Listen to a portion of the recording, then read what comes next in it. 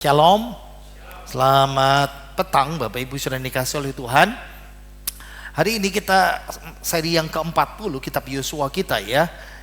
Kata kunci kitab Yosua possession, yaitu kepemilikan dari tanah Kanaan. Dan ayat kunci yang kita baca, ayo kita baca Yosua pasal 1 ayat yang ke-8 2, 3. Janganlah engkau lupa memperkatakan kitab Taurat ini, tetapi renungkanlah itu siang dan malam, supaya engkau bertindak hati-hati sesuai dengan segala yang tertulis di dalamnya. Sebab dengan demikian perjalananmu akan berhasil dan engkau akan beruntung.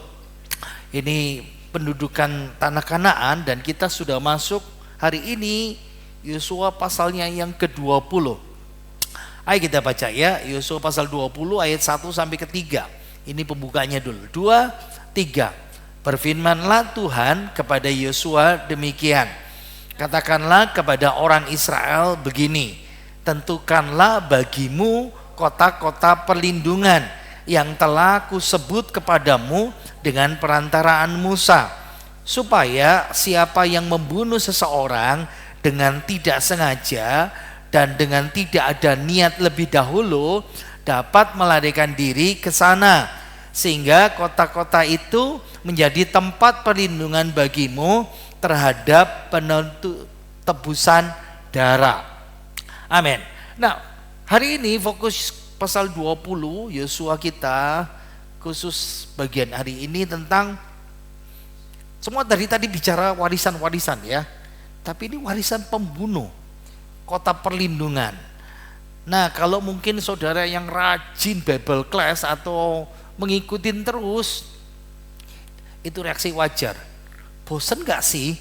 Kok kayaknya kota perlindungan ini dibahas berulang-ulang. Nah, saya ketika mempelajari ini dan melihat, oh ternyata beda, ada bedanya. Jadi penekanan yang bagian ini berbeda ya. Kita sudah sampai kepada pendudukan Kanaan, lalu bagian ini 13 sampai 21 pembagian Kanaan, lalu ini warisannya Yosua minggu lalu. Nah, lalu warisan itu pembunuh. Wow. Nah, warisan itu pembunuh itu disebut kota perlindungan. Jadi saya mulai pikir-pikir seperti ini. Wow, berarti Tuhan membagi warisan. Ingat ya, urutan pertama Kaleb, lalu suku, lalu Yosua terakhir penutup. Tapi dilanjutkan warisan untuk pembunuh, warisan kota untuk pembunuh. Itu fokus hari ini ya. Lalu disebut kota perlindungan itu. Kenapa saya bilang bosan? Kalau saudara ngikutin, saya enggak tahu. Ini mungkin keluaran berapa belas tahun yang lalu, 12 tahun yang lalu mungkin kita belajar ya. Kota perlindungan itu pertama kali muncul waktu mereka keluar dari tanah Mesir. Exodus ya, Exodus keluaran seperti itu. Jadi salah satu peraturan pertama, urut-urutan yang pertama ya maksudnya ya, setelah pengumuman 10 titah, 10 dekalog itu ya, perintah Allah. Ya, jangan ini, jangan itu, jangan ini, jangan itu, seperti itu. Allah mulai mengatur pembentukan kota perlindungan tapi di masa depan. Jadi munculnya di kitab Keluaran seperti itu. Mereka masih awal tahun pertama, tahun kedua, kira-kira seperti itu ya. Tahun pertama, tahun kedua baru keluar dari Mesir, dapat dekalog, lalu Tuhan ngasih pengaturan ini. Padahal mereka masih muter 40 tahun, belum masuk, tapi sudah diatur sama Tuhan. Keluaran pasal 21 ayat yang ke-12. Ayo kita baca. 2, 3. Siapa yang memukul seorang sehingga mati, pastilah ia dihukum mati. Tetapi jika pembunuhan itu tidak disengaja, melainkan tangannya ditentukan Allah melakukan itu, maka aku akan menunjukkan bagimu suatu tempat kemana ia dapat lari. Nah, dari sini karena kita sudah belajar sampai kitab Yosua, kita langsung ini itu namanya kota perlindungan. Tapi waktu Keluaran Tidak disebut sama sekali itu kota perlindungan. Tapi sudah dikasih tahu Tuhan. Lihat ya, pembunuhan itu tidak disengaja, tapi tangannya dipakai Tuhan. Jadi apakah orang itu ditentukan dihukum sama Tuhan lewat dengan cara ini? Nah, ini ingat ya, wow, menyulitkan itu buat kita untuk mengerti itu. Nah, ini kitab Keluaran, supaya kita paham ya. Keluaran atau imamat itu bicara tentang aturan tentang rumah Tuhan. Nah, tapi kitab Ulangan membahas lagi. Jadi kalau saudara pernah ikut Bilangan, kita pernah ikut Ulangan, dibahas itu. Jadi kota-kota ini yang menjadi tempat perlindungan bagi para pembunuh. Harus tegas, pembunuh yang tidak disengaja melakukan pembunuhan dengan tidak disengaja dibahas secara rinci 2 kali. Yang pertama dalam kitab Bilangan 35, wow itu panjang ya, lihat ayat 6 sampai 34. Saya tidak mau jelaskan Bilangan. Saya juga tidak menjelaskan Ulangan 19 ayat 1 sampai 14. Saya cuma kasih kesimpulan saja. Kalau di Bilangan itu, ya ini bagian instruksi terakhir waktu penaklukan dan pembagian warisan. Langsung nyantol ya. Ini mereka berada di ujung perjalanan mereka. Lalu dikasih hukum pembunuhan dan perlindungan, tentang kota perlindungan. Jadi aturan hukum yang tegas sudah ditegakkan sebelum kamu masuk Kanaan. Ini waktu penaklukan dan waktu pembagian warisan. Lalu saya mulai gitu, balik lagi ya, kata kunci kitab Yosua, renungkanlah itu siang dan malam, maka kamu akan dibuatnya berhasil. Tunggu dulu. Jadi Yosua betul-betul dia baca, dia lihat, dia dengar, dia pelajarin siang malam sementara memimpin perang. Instruksinya Tuhan ditaati. Aturannya tegas. Waktu pembagian warisan. Dan persis Yosua pasal 20, 21, 19, 20, 21. Nah, kalau di Ulangan pasal 19 ada tambahan. Ditambahin 3 kota. Jadi Ulangan 19 dari 3 kota jadi 6 kota perlindungan. Nah, sekarang kita di Yosua pasal yang ke-20. Nah, Yosua pasal 20 membahas penunjukan kota perlindungan lagi. Ikut aturannya Bilangan, Ulangan. Kalau sudah masuk, sudah ditaklukkan, dibagi warisan, harus diatur. Enggak.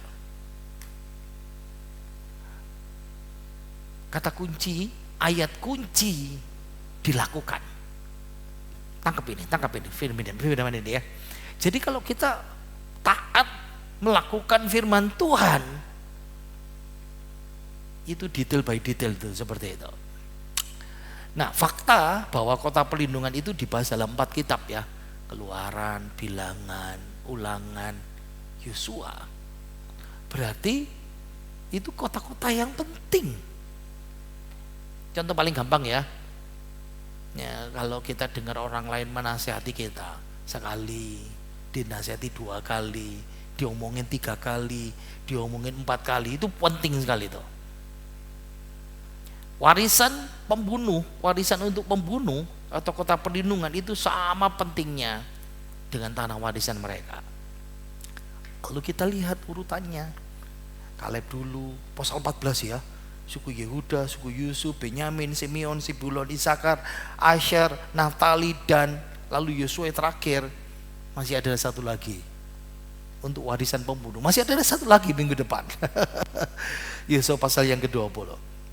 Nah gini, dulu awalnya kalau mereka melarikan diri demi keadilan, saya diperlakukan tidak adil atau saya dituduh, mereka memegang tanduk keselamatan, tanduk mesbah demi keselamatan mereka ya.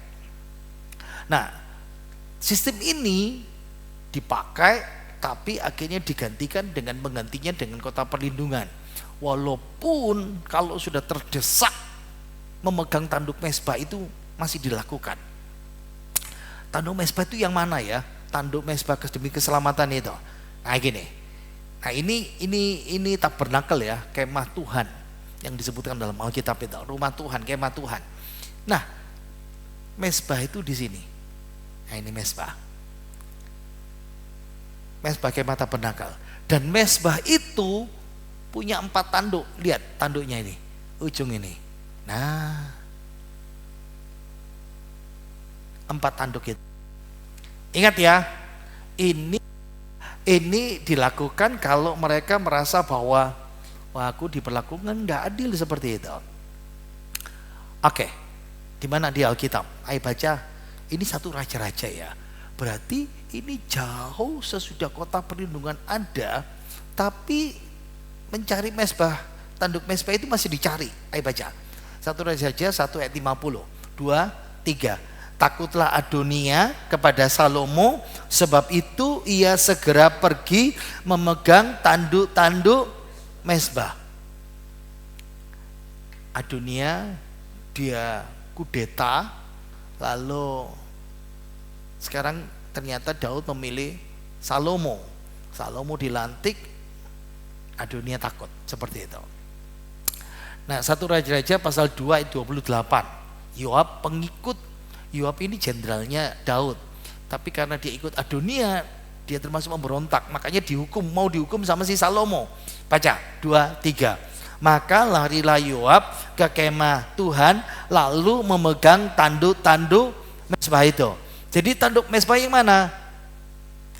Lari langsung ke rumah Tuhan, pegangan itu tidak boleh dibunuh. Bisa nyantol sekarang ya. Nah, sekarang saya bahas, kan kita suka ngomong tanduk keselamatanku. Pernah baca enggak? Nah, ayo, ini doanya Daud dan banyak tersebar di Alkitab Perjanjian Lama.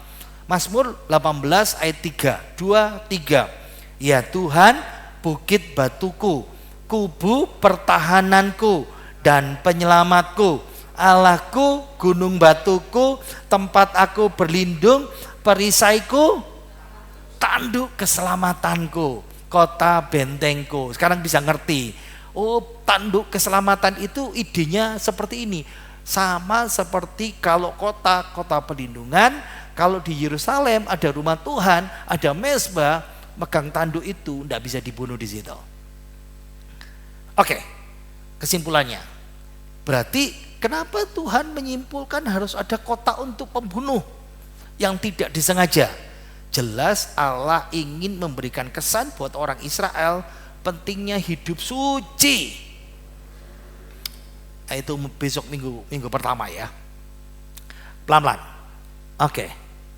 Jadi gini. Mengakhiri nyawa seseorang si A dengan tidak sengaja dalam ulangan itu sederhana ya. Kalau tiba-tiba misalnya dia palu-palu duk lalu mata palunya lepas kena orang dan orang itu mati, maka dia mesti lari. Nah, seperti itu. Loh, aku tidak sengaja, tapi dia harus segera lari ke kota perlindungan.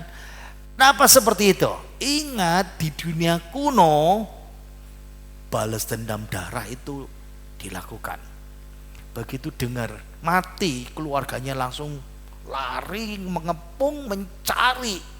Yang penting yang bunuh itu harus dibunuh.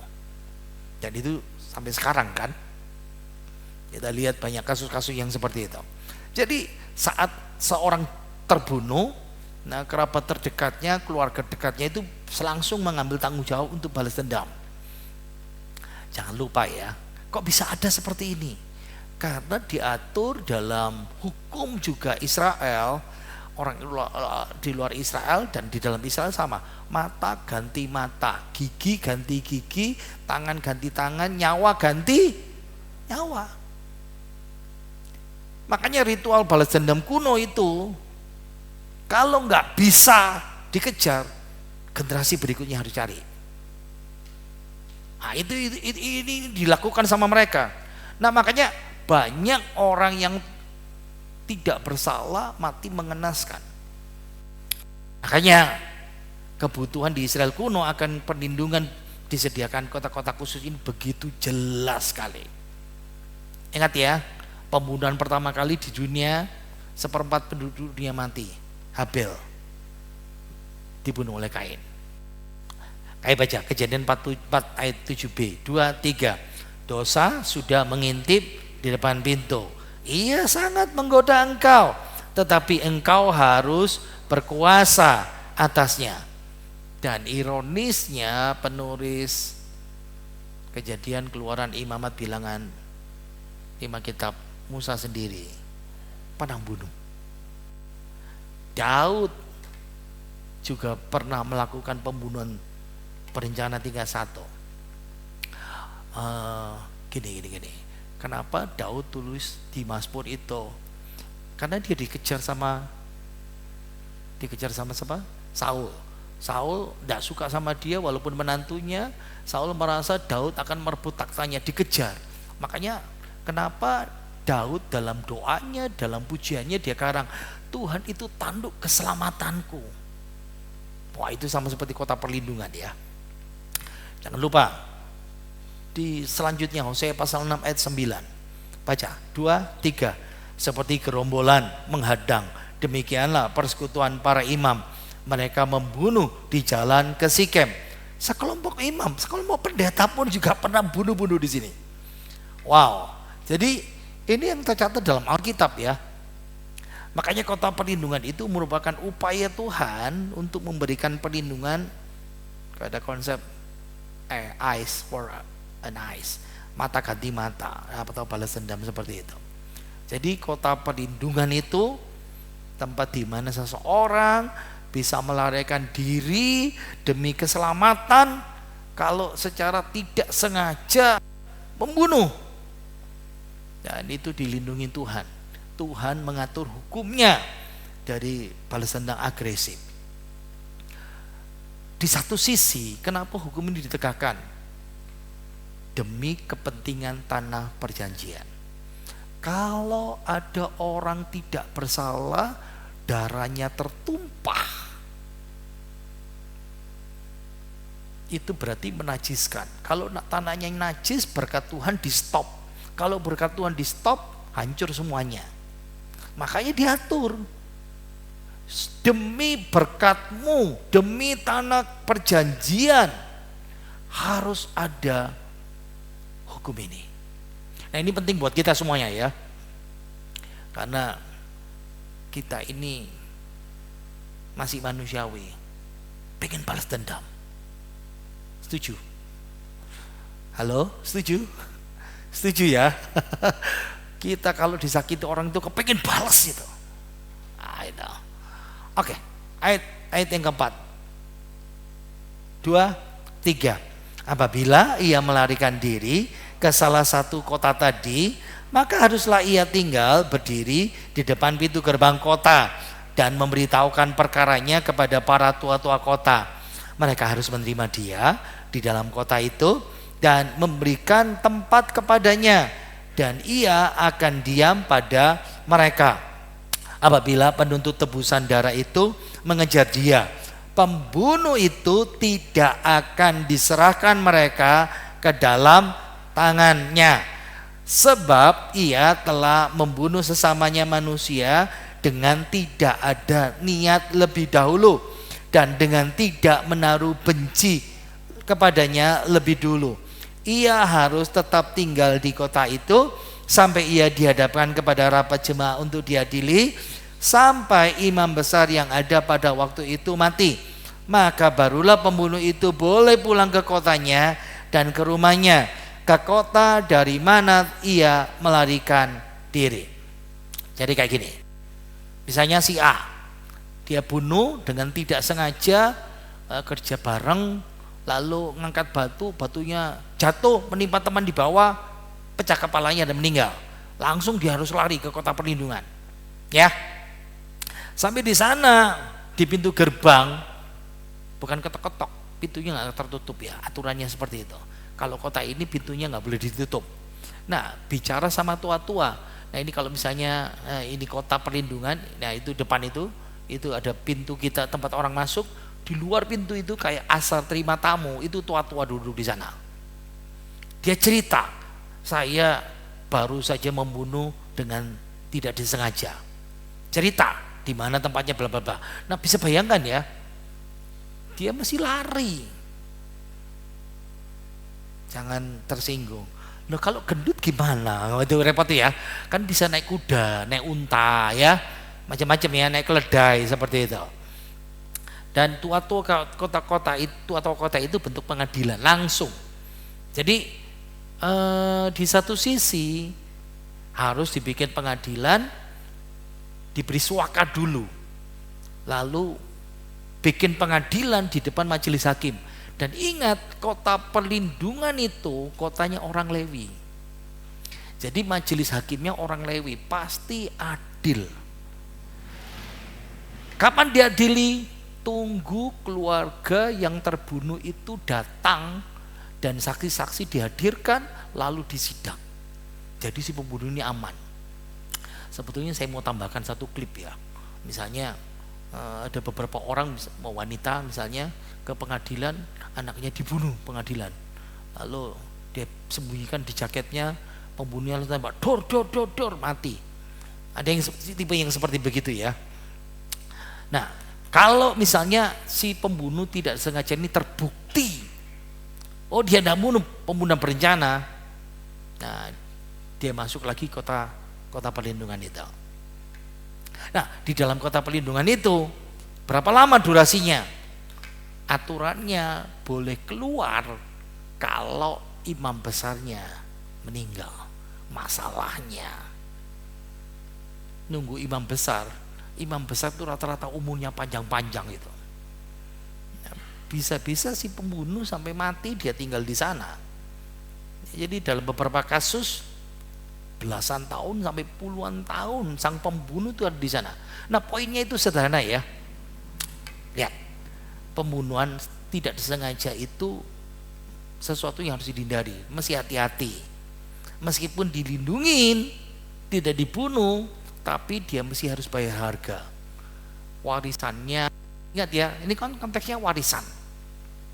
Rumahnya, istrinya, anaknya, suaminya, mungkin siapa itu keluarga dekatnya, dia mesti tinggalkan jatah itu. Sampai kapan? Tunggu berita imam besar meninggal. Nah, jadi dia hidup sama orang Lewi. Berarti kalau sama orang Lewi, tiap hari dengar Taurat, diajar doa, diajari firman Tuhan, banyak sekali itu ya. Bagus sekali buat rohaninya ya. Kemudian imam besar itu perubahan administrasi yang sebagai berfungsi sebagai undang-undang pembatas. Nah, imam besar mati, itu undang-undangnya selesai. Ya. Ayat 27 dan selanjutnya, ayat 7 dan selanjutnya 2, 3.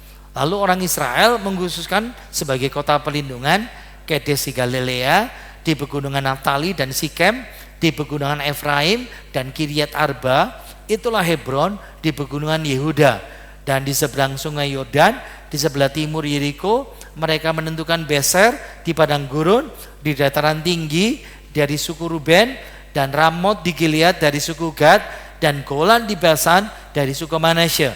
Itulah kota-kota yang ditetapkan semua orang Israel dan bagi pendatang-pendatang yang ada di tengah-tengah mereka, supaya setiap orang yang membunuh seseorang dengan tidak sengaja dapat melarikan diri ke sana, dan janganlah mati dibunuh oleh tangan penuntut tebusan darah sebelum ia dihadapkan kepada rapat jemaat. Nah, memang slide ini saya ambil yang dari Bilangan dan Ulangan. Ini baru Ulangan yang pernah kita pelajarin itu seperti itu. Jadi 6 kota diantaranya ini yang warna kuning-kuning itu, Kedes ya, Golan, Ramot, Beser, Sikem dan Hebron seperti itu. Jadi larinya ke tempat kota-kota ini. Nah, di tengah sini ada sungai-sungai Yordan. Ini pembatas.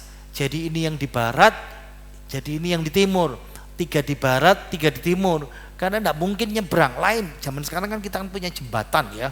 Tidak usah basa-basa, zaman dulu lain. Jadi sungai Yordan itu pembatas timur dan barat. 3 kota di timur, 3 kota di barat. Penerapan buat kita, Tuhan itu peduli dan adil. Yang di barat dan timur dapat semuanya itu. Nah, ini kota perlindungan, City of Refuge.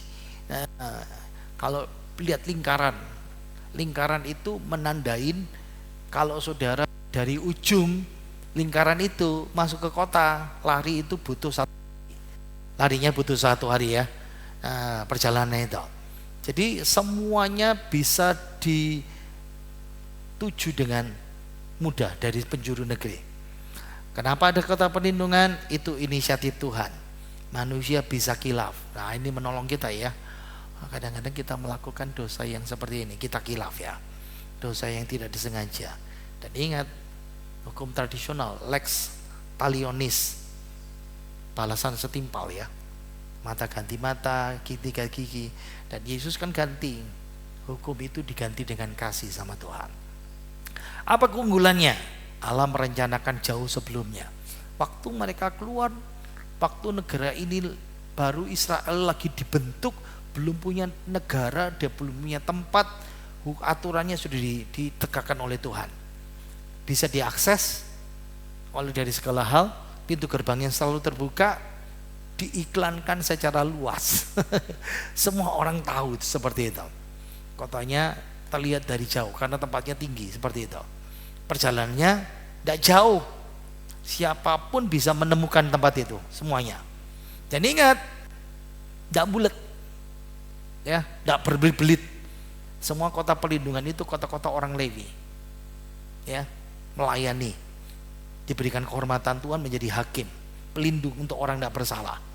Nah, Ulangan pasal 19 ayat 3, jalan ke kota perlindungan itu dibuat lurus, mudah walaupun naik ya, supaya orang bisa pergi ke sana.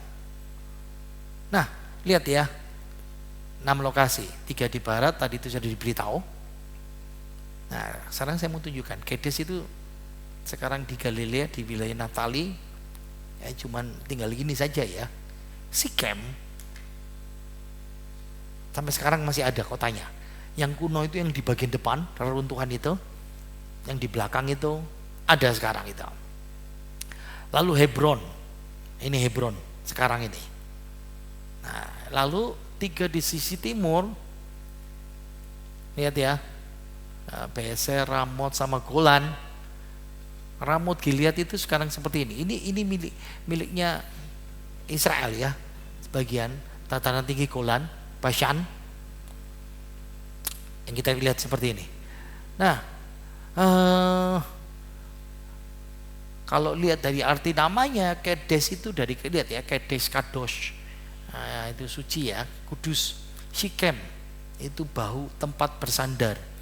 Hebron itu artinya persekutuan. Beser itu benteng. Ramot itu tinggi atau ditinggikan. Lalu Golan itu sukacita atau kegembiraan yang meluap. Sekarang kita masuk penerapan buat kita semuanya ya. Harus diakui, saya mencari catatan dalam perjanjian lama, ada nggak cerita orang lari ke kota perlindungan? Tidak ada contoh. Maksudnya sesudah kota itu ditentukan. Bahkan yang ada cuman Adonia sama Yoab yang pegang tanduk keselamatan. Dan itu berarti Yerusalem, bukan kota perlindungan, tapi sama nih ya. Nah, seperti itu. Tapi kalau kita lihat catatan Alkitab ya, tentang kota perlindungan itu ada. Makanya kan kita suka nyanyikan, Allah itu bagi kita tempat perlindungan. Baca 2, 3. Allah itu bagi kita tempat perlindungan dan kekuatan, sebagai penolong dalam kesesakan sangat terbukti. Sekarang baca ayat ini dengan pengertian, saudara sekarang kepepet, baru saja membunuh orang tidak sengaja, lari lagi kesesakan, aduh mau dibunuh, mau dikejar, dan lari ke sebuah kota perlindungan, kepingin selamat sampai di sana. Baru kita nyantol baca ayat ini. Wow, Allah itu bagi kita tempat perlindungan dan kekuatan. Wow. Kalau di perjanjian baru, Roma pasal 8 ayat pertama, 2, 3.